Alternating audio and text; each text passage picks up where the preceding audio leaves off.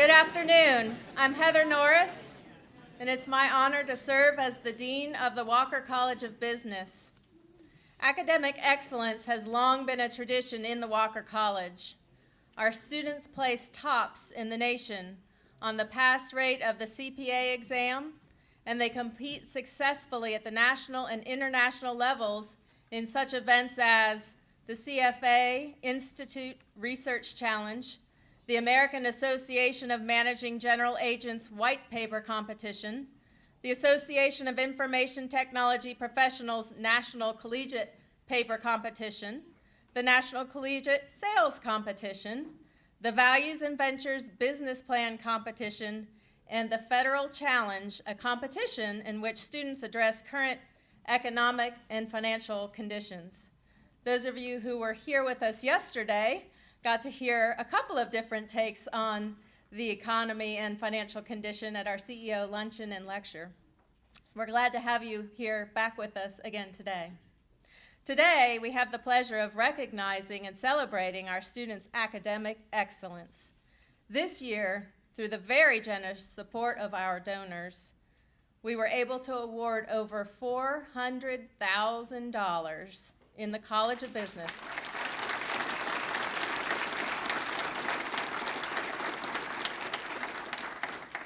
That $400,000 touched the lives of nearly 250 of our students. We are so very proud of you, the students who are here today, for your accomplishments, and so very thankful to you, the donors who are here today, for helping make academic excellence a part of the Walker College. I'd now like to turn the podium over to Dr. Sherry Everts, Appalachian State University Chancellor, for greetings.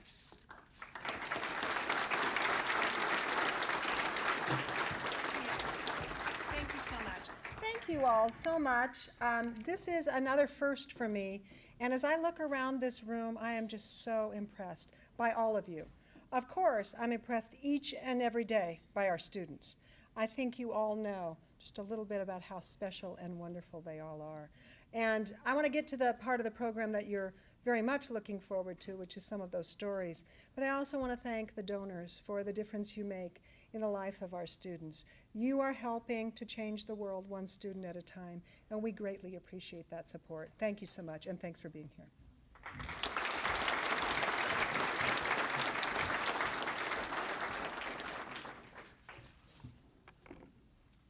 I'd now like to introduce our featured speaker, Michael Brown. As you can see in his bio in your program, Mr. Brown retired in June of 2012 after a 28-year career with Lowe's Company. He's got a very progressive time in his 28 years there. He served in many roles, most recently as the Executive Vice President and Chief Information Officer at Lowe's. Previously, he served in roles including store manager, merchandising vice president and vice president of specialty sales, regional vice president, senior vice president, and executive president of store operations. He now owns and manages a number of different endeavors, including the Mike Brown Ford Subaru LLC, MPNW Property Management LLC, and the others that you can see listed in the program. In addition to that, Mr. Brown is a supporter of the Walker College of Business. He is both a Dean's Club member and a scholarship donor, and I believe your scholarship recipient is seated at your table with you today. His wife, Janet, is also with him, and she is a proud alumna of the Walker College of Business, and they have a son, Zach, who graduated from ASU a couple of years ago. So welcome home, and welcome to this event. Mr. Brown, we're very interested to hear your comments today. Thanks. Thank you, Dr. Moore. Thank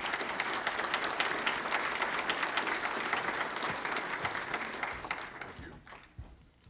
So before I get started, everybody has to hold this picture up. Okay? So I promise I am not an imposter.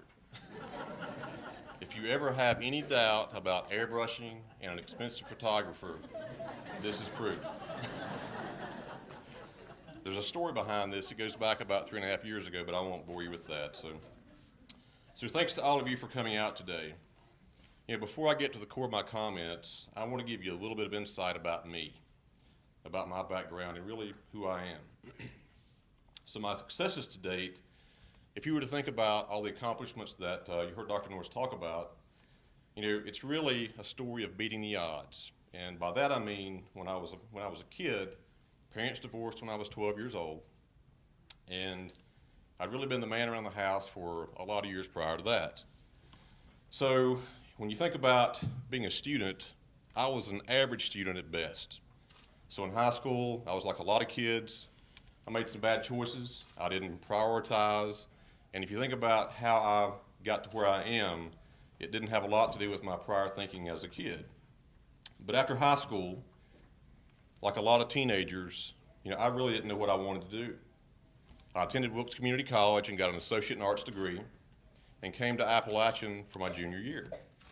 Well, throughout that year, my family was having a lot of hardships, a lot of financial hardships, and a lot of things happening. So at the conclusion of that junior year, I left Appalachian, started to work at Lowe's Companies, started in the warehouse of Lowe's at Morgan store, making $4.50 an hour. Well, you think about what happened back at that point, I didn't realize what I had stepped into. I'd found my niche really by accident. So for almost 28 years, shy of a month, I thrived in that environment, and really I had beaten the odds. When I retired from Lowe's in June 2012, I was one of the top 5 highest compensated employees in the Fortune 50 international retailer. So I had beaten the odds. The reason I share this with you really is twofold. It's first for the students. I want all the students to know that regardless of your real or perceived caps or obstacles, you can beat the odds. However, today, in my opinion, it requires a college education at a minimum.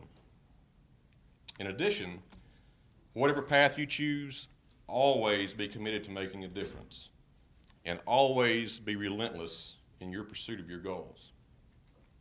Second, for all the enablers for these students, continue to help those who are overachievers to achieve to their fullest potential, and challenge yourself and your colleagues to always make a difference by expanding on your impact that you make and your colleagues make as well. As you probably already figured out, part of my comments today are about making a difference. And all of you here today are already making a difference. By expanding on the impact that you make, we can make a bigger difference as time goes on.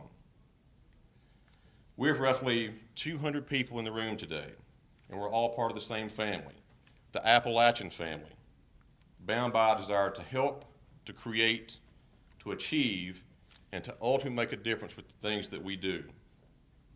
For the students, you've been entrusted with a terrific gift.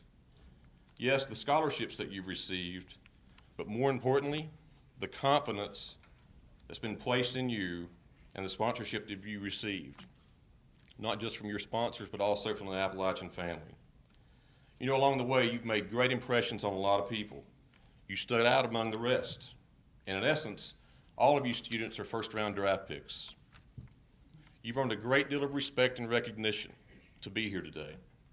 And you've been empowered to make a difference. And by the way, you picked a great school with some of the best educators in the nation.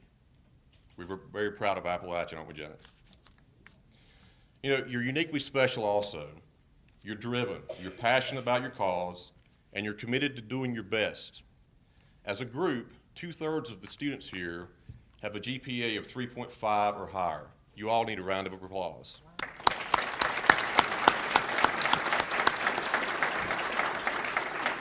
It's very obvious this group is focused, but I'm a believer with focus, determination, and a can-do attitude that we can always do more, regardless of how much we've accomplished. So here are some thoughts for making a difference. First, for the students. While you're at App, stretch beyond your comfort boundaries. Take electives which broaden your exposure and experience in your thinking and your knowledge. You'll be a better leader and a contributor both today and in the future from the experiences that you gain. Work on and expand your collaboration skills. This is an area that I personally feel like I get a D in for most of my working career.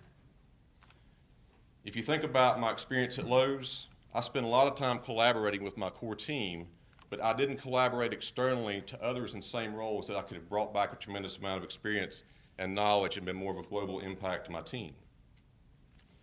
Don't get me wrong, I made an impact while I had a great career at Lowe's, but I could have been a terrific contributor where I fell short at times had I stepped out and been better at collaboration across channels outside of my comfort zone at Lowe's.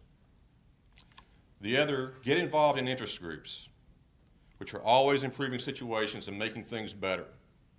Time is precious, but I promise you, you'll never have the autonomy and freedom that you have today as a student to get involved in those groups and learn from those experiences to help you be a better contributor to society down the road. Be a peer role model. You have a lot of visibility to your peers. College can be tough, can't it? So be a peer role model to your peers because you're very resourceful. You know how to get things done and how to make a difference. So be there when your peers need some coaching along the way. And finally, throughout life, at the end of each day, ask yourself, did I do my very best today? And remember, to whom much is given, much is expected. For the sponsors, we're scholarship sponsors for a reason. Some of us for a memorial to a loved one, some because we had someone with a similar gift to us in the past, some because we're just simply committed to helping others. Regardless, we're very fortunate to be in the situation and position to do what we do today. And thanks to all of you for truly making a difference to these students. As we reflect on how we can truly make a difference, we all know that writing the check is the easy part. And for many years, which my wife will attest to, that was my plan. Writing the check, moving on, that was my contribution.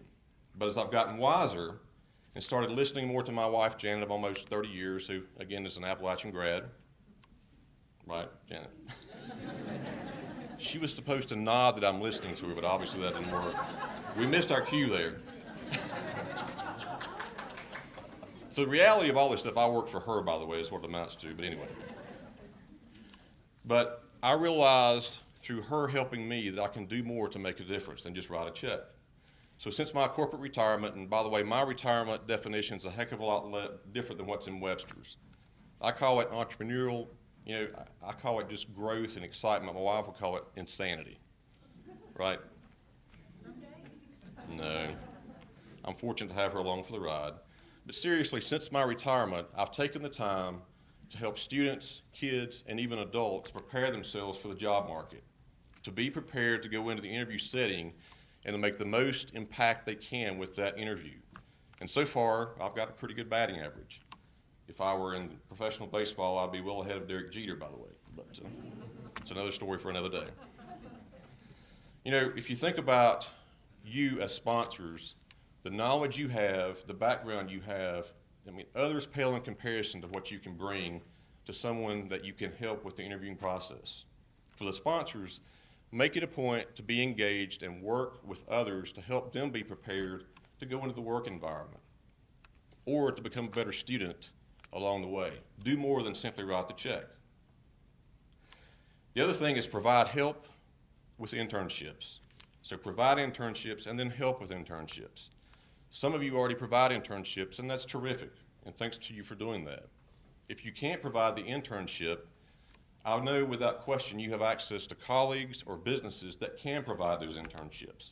So your enthusiasm and your interest in giving back can hopefully make those folks make the decision to get engaged and offer internships as well. And lastly, thanks to all the sponsors, your impact one day may be the foundation for the next Steve Jobs or for the next Teacher of the Year who was voted by their peers as the best in education in their market. So think about the impact that you could have. So thanks to everyone's time, or thanks for your time today, and thanks for helping Appalachian be a terrific school. Thanks.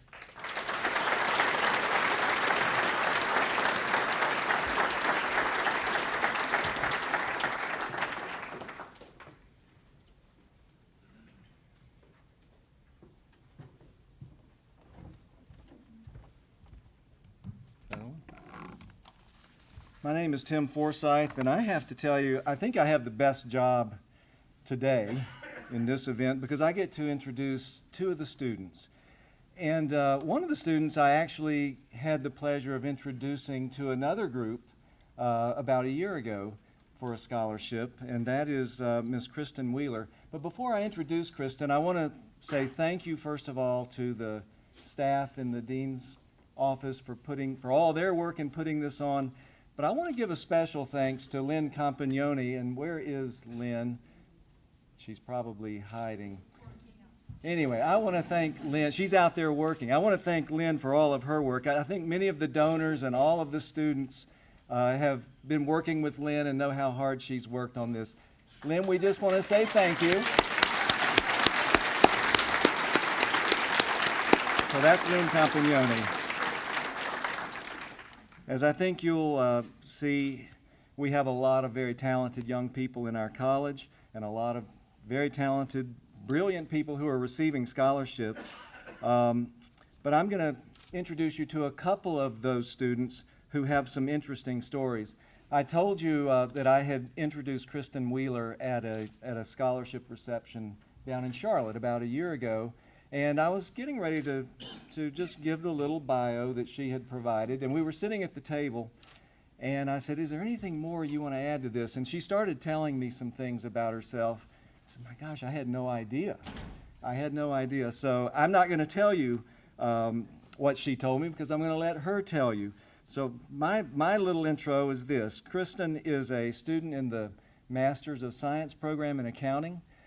She had as a goal to finish her undergrad in 3 years, which she did, and to be admitted into the master's program, and she's now a master's student in accounting. She is the recipient of several scholarships, the Smith Leonard Scholarship. Smith Leonard is one of the accounting firms that hires our accounting students.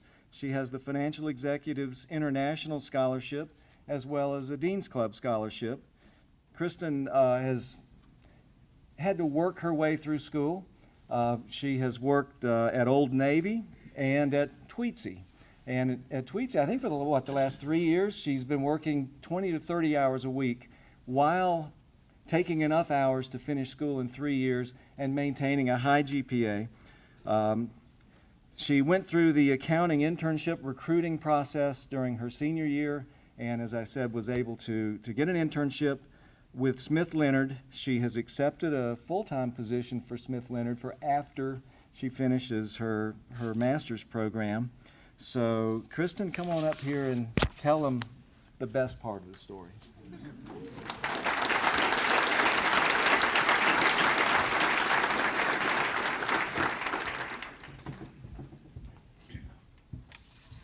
I'm a little short. Okay, I think you told most of my speech, but I'll just repeat it. Okay. So good afternoon, ladies and gentlemen.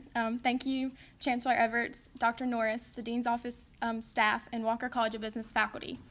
I'm honored to be given the opportunity to represent the Walker College of Business today and to personally congratulate all students for your hard work and your dedication to school. I am honored, sorry, a little nervous. We are all exceptionally thankful for donors' willingness to take the time out of your busy lives to be here with us today. We can't thank you enough for your generosity and your support. It is your support that motivates me and other students to be our absolute best each and every day. A few weeks ago, I was called to the Dean's office and asked to speak with Will Sears. I had no idea why I was going, and as I walked into his office, he said, "Tell me your story." I was a little shocked, and I didn't know why he was asking me. As I started to tell him my story, I realized that something that I thought was just me living my own life, working and going to classes, was worth so much more. I have never felt that I moved someone so much until that day. When I finished my story, Will slid an envelope across the table, and he said, "The whole reason you are called to my office today is because you have been accepted to receive the Walker College of Business Dean's Club Scholarship." I was speechless. I actually cried in his office. Will asked me if I would come here today and share my story, and so here it is. So to understand my story, you must start as I was a young high school student. My parents made it clear that my expenses, including rent, college tuition, car insurance, health insurance, utilities, and other living expenses, would be my full responsibility. I began working at age 14 at a Japanese restaurant while attending high school, and I haven't stopped yet. 3 years ago, on August 23rd, 2011, as a young 17-year-old, I started my first day of Appalachian courses. Having enjoyed high school accounting courses, I set my #1 goal to obtain an undergraduate and graduate degree from Appalachian. As a freshman acquiring my first student loan, I thought to myself that 5 years of college debt was just too much to handle. I began to think of ways to decrease my expenses. I then set my #1 goal to eliminate a full year of expenses by finishing my undergraduate degree in 3 years and using my 4th year to get my master's. I worked exceptionally hard at my studies in order to maintain a GPA above a 3.0, and in order to pay my expenses, I worked full-time, at times, between Old Navy of Boone and Tweetsie Railroad. I also spent time volunteering with Gamma Beta Phi National Honor Society while in college, and along the way, my dreams were coming true, until one day, I began experiencing heart palpitations. I was born with supraventricular tachycardia, or SVT, but throughout my life, I experienced little to no symptoms of this heart disease. Last summer, which was the summer before my 3rd academic school year here at Appalachian, I began experiencing fainting spells and other complications related to this disease. At the time, I was working as an accounts payable clerk, entering invoices at Tweetsie Railroad, and also the internal auditor of cash in the safe. In addition to my work responsibility, I was registered to take Intermediate Accounting 1 in the first summer session, and Intermediate Accounting 2 and Nonprofit in the second summer session. These are 3 of the hardest accounting courses in the undergrad program, and they were the last 3 that I needed in order to go through the internship recruiting process that fall, which is called Meet the Firms, by the way. Although I had these obligations, I realized I had no control over the situation, and I understood that health comes first. I scheduled a catheter ablation heart procedure at UNC Chapel Hill Hospital during the 1-week break between my very 2 tough summer sessions. This process was one of the scariest moments in my life, but possibly the next was my decision to drive back to Boone the following Monday of my procedure that was on Friday to begin my 2nd session of summer courses without my parents' care or anyone to look after me. Despite my parents' wishes to stay on bed rest for a few weeks, I was determined to get back to school and to finish that summer so that I could complete an accounting internship and still graduate within my 3-year plan. Although I experienced complications even after returning to Boone, I had to go to Watauga Medical, I succeeded, and last fall, I interviewed with many public accounting firms. I received 3 internships for the spring of 2014, and I accepted an auditing internship at Smith Leonard in High Point. It was one of the best experiences in my life. I learned more about accounting, life, and work ethic in a 10-week internship than I ever have or imagined that I would. Upon completion of my internship, I accepted an offer full-time, and I will start in August of 2015. Just a few short months after my 20th birthday last year, I applied for the Master's of Accounting program here at Appalachian. I'm pleased to say that I was accepted. This is my 4th year as a college student, and I just turned 21, and I have just completed my first few weeks in the general track program. I'm the youngest student in the program, and I've already passed one of the 4 sections of the CPA exam. My dreams as I finish perhaps my last academic year are to succeed in the master's program, to fully pass the CPA exam, and to help inspire students to push their limits and work their absolute best each and every day. Throughout my career as an Appalachian student, many people, including family members and close friends, have doubted me.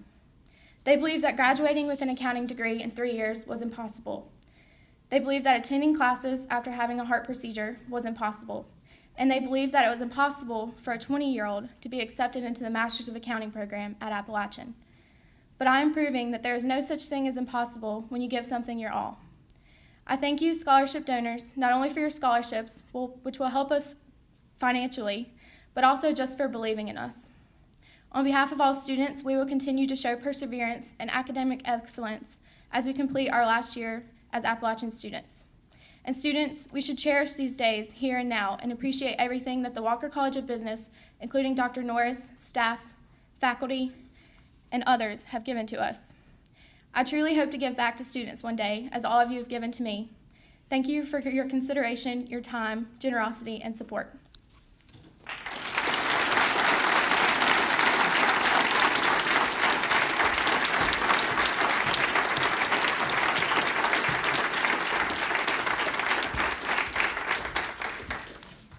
I think you can see why I think I have the best job to introduce these people. I didn't tell half your speech because the best part was the part you told, and I enjoyed hearing it again.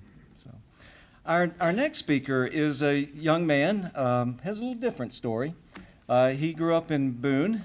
He's the recipient of the Elizabeth Snow and Jeffrey Mick Endowed Scholarship, the F.P. Bodenheimer Junior Leadership Endowed Scholarship, and the Johnson Price Sprinkle Accounting Scholarship.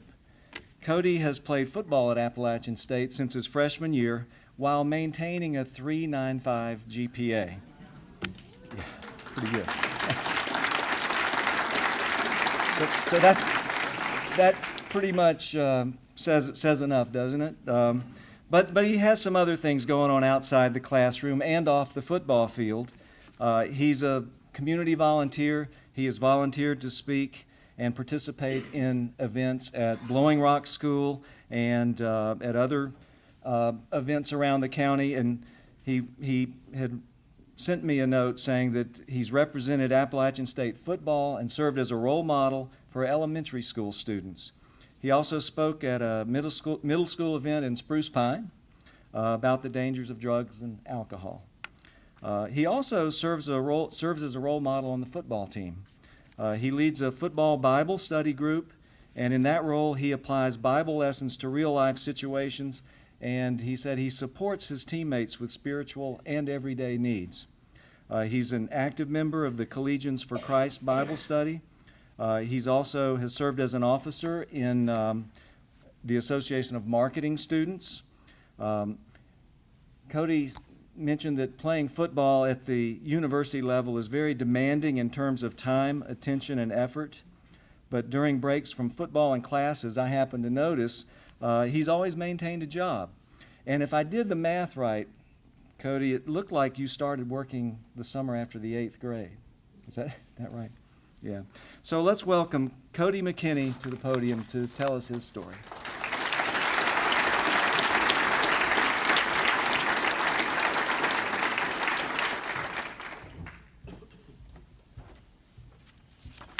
All right. So, like Dr. Forsyth said, my name is Cody McKinney, and I'm a junior majoring in accounting at the Walker College of Business. And I just like to say I'm extremely grateful for receiving the scholarships that I've received, and would like to thank all of you for your contributions that allow students like me to receive an education and pursue goals outside of the classroom. From an early age, I knew that I wanted to come to Appalachian. I was and still am a huge football fan. I've played football all my life and have been watching Appalachian football for just as long. I can remember, coming to games before the championship years when the stadium was half the size it is now. Deciding to come to the game at 11 o'clock when kickoff was at 12, casually driving to the stadium, parking anywhere, sitting anywhere. If some of your friends were at the games, you could play pickup game of football on the bank. Those could get intense. But I watched all the biggest games as Appalachian grew. The Miracle on the Mountain, the 3 national championships, and I was in Chattanooga for 2 of them. And of course, watching the biggest upset in college football history at Michigan.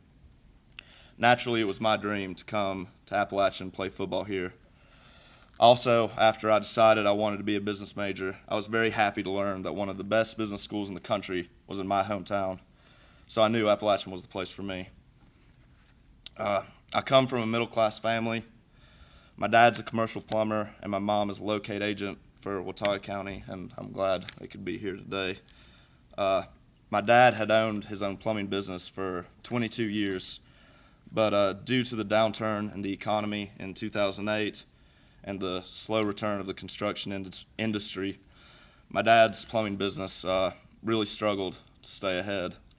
There was a short period of time where he had to draw unemployment because he simply had no jobs to do. Luckily, a job opportunity came open here at Appalachian at the steam plant, and he was fortunate enough to get the job.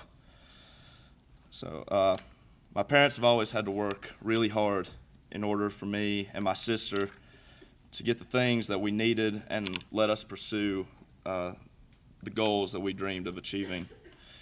They always taught me how important it was to attain a college education in hopes that I wouldn't have to work as hard as they did to get by. My parents never had the opportunity to go to college, so they always wanted me and my sister to get the chance to achieve something they never got a shot at. Dad would always tell me, and still does, make sure you go to college and get some good paying office job. That way you can sit in a nice temperature-controlled building and so you don't freeze to death in the winter and melt in the summer like I've had to do.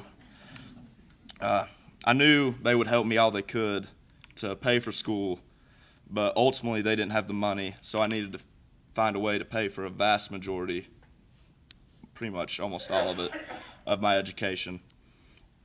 I knew that if I was going to play football at the college level, that there was no way I could have a job to try to earn enough money to pay for my education while being successful in the classroom and on the football field. I knew that if I wanted to pursue my dream of playing football at App, that I would have to earn scholarships. Now, I was a pretty good player in high school. I was all-conference and a team captain, won a few awards here and there, but I was, 5'9", and at the time I weighed 165 pounds, playing middle linebacker. So I've gained about 45 pounds since then. But I was undersized for my position, and to say the least, I really still am. But and while I had some scholarship offers from some smaller schools, I wasn't really heavily recruited by App. But I was offered a walk-on position if I wanted to try out, which naturally I accepted and was super excited about. And I made the team and have been playing there for 3 years now. And our schedule, it's insane sometimes. The NCAA lets us practice, meet, and lift for a total of 20 hours per week. And games are counted for 3 hours for simplicity's sake, but really the whole day is devoted to football, plus traveling time if we're away. For a quick sample of a travel schedule, I think 3 weeks ago now, we went to Georgia Southern.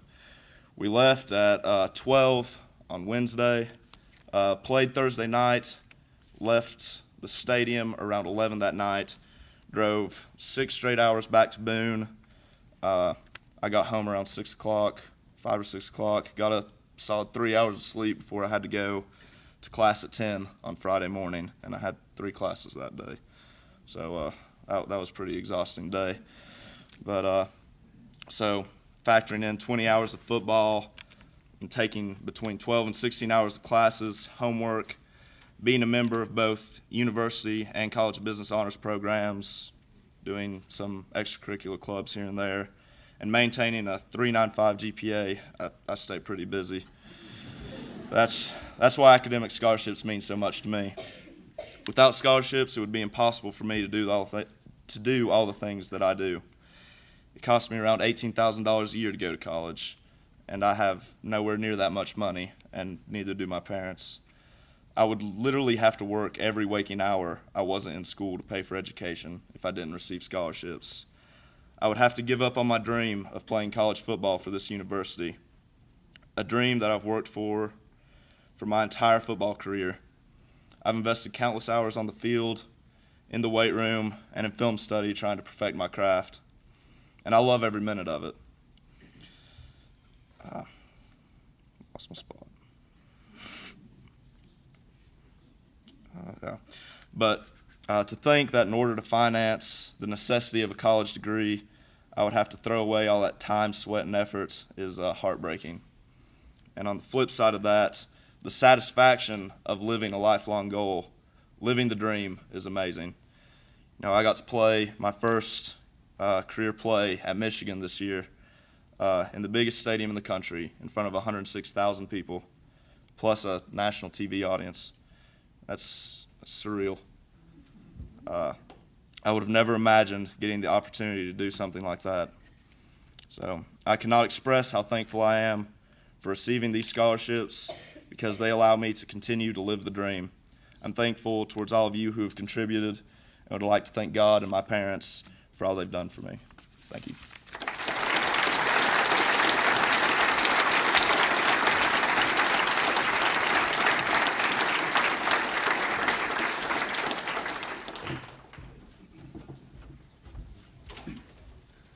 Good afternoon. I'm going to go over a few logistics, but first of all, Cody, thank you.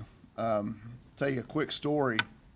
John Sykes and Bodie Bodenheimer fund that leadership scholarship that you received. And about a year ago, John was speaking at graduation. By happenstance, your name was in the paper. You may remember that. You led the team in tackles for a spring game. And he was sitting there and he said, "Isn't that the gentleman that you and Dr. Edwards were telling me about?" I said, "Yeah, he's your scholarship recipient." He mentioned you on stage that day, and he said, "I'm so glad we can help him follow his dreams." So, good deal. Neither one can make it, but said to tell you hello and congratulations. Kristen, you left something out of your speech. I want to thank you.